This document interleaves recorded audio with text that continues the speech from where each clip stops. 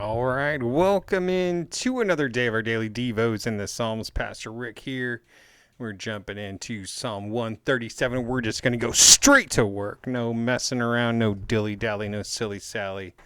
It's time for it now. So, Psalm 137, verse 1, it says, "By the rivers of Babylon, there we sat down and wept. When we remembered Zion, there we hung up our lyres on the poplar trees for our captors. For our captors there asked us for songs and our tormentors for rejoicing." So here it's talking about when the Israelites went into exile, and so they're by the rivers of Babylon, not by the usual rivers, say the Jordan or what have you. And basically, the captors and their tormentors are mocking them. Hey, why don't you sing your songs? Why don't you rejoice? Here they are in this scenario. And they actually weren't allowed to sing songs and worship the Lord because they were in an unclean place, because they were in Babylon. They weren't in Jerusalem. They weren't in their home. And so there's a lot of struggle going on here. As you can see, the title of the psalm is Lament of the Exiles. And so, of course, going back to the cause of the exile is their lack of faithfulness to God. And basically, God laid it out and said, hey, if you obey, then things are going to go this way. And if you don't obey and you choose to walk away from me, things are going to go this way. So they're kind of reaping what they've sown.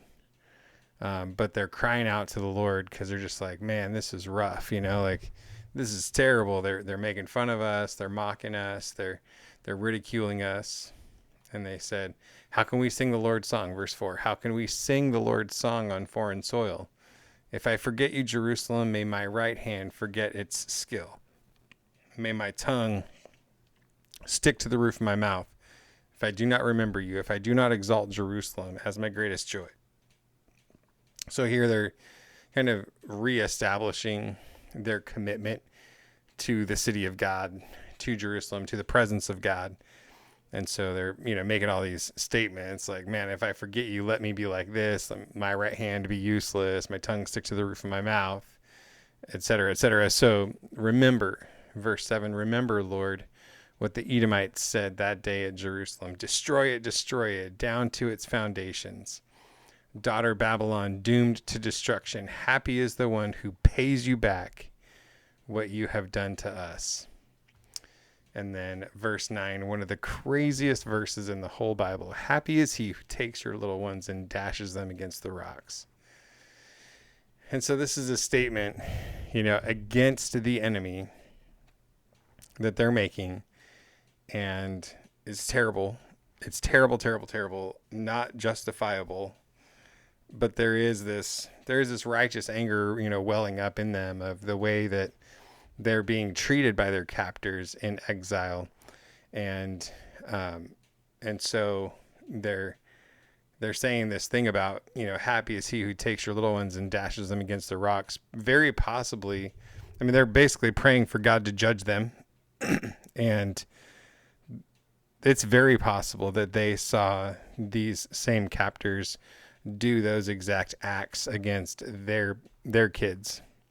And so you begin to understand a little bit, where their anger, where their frustration, where their deep kind of hatred for their behavior, all that kind of stuff is coming from. And so it's encouraging to me, honestly, two things I think that I kind of take from this psalm. One would be just looking at how their need to be in a particular place to really worship God is not something that we deal with. We can worship God anywhere, but we also run the risk of taking that for granted. And so there's something so powerful about reading this psalm and hearing their heart longing for the presence of God, even though the problem that they're dealing with is a result of them kind of abandoning God and turning their back on him and not worshiping him. But boy, is it a healthy reminder to be thankful for what Jesus accomplished for us on the cross, that the veil was torn in two and that God's presence is everywhere that we go because his spirit indwells us. And that's pretty amazing. and something that I think far too often we take for granted. So one, don't take the presence of God for granted. Number two would be, don't be afraid to let it all hang out in prayer.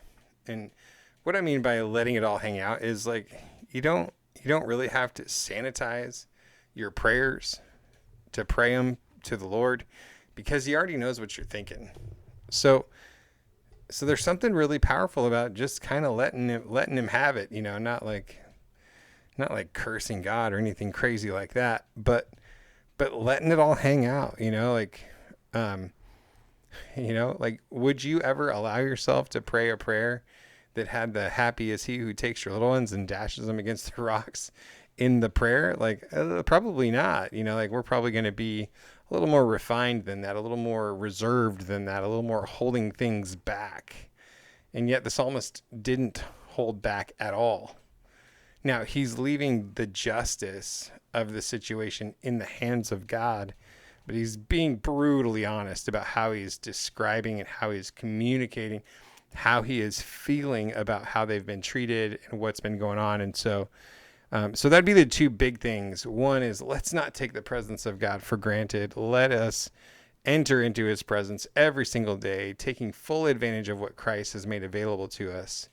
And then secondly, when we come into the presence of God and we're praying and we're going through something really hard, let's let it all hang out. Like, let's be real in the presence of God. Because when we are real, he can actually speak to the real part of us instead of interacting with the fake thing that we're presenting to him. And then it just taking way more time and more exile, more frustration, more challenge. So with that, I hope you're encouraged today just by the amazing things that Jesus has done for us, by preparing a way for us, and by his ability to hear our heart, even when we're raging about it, and not freak out, but that he can handle us in that place.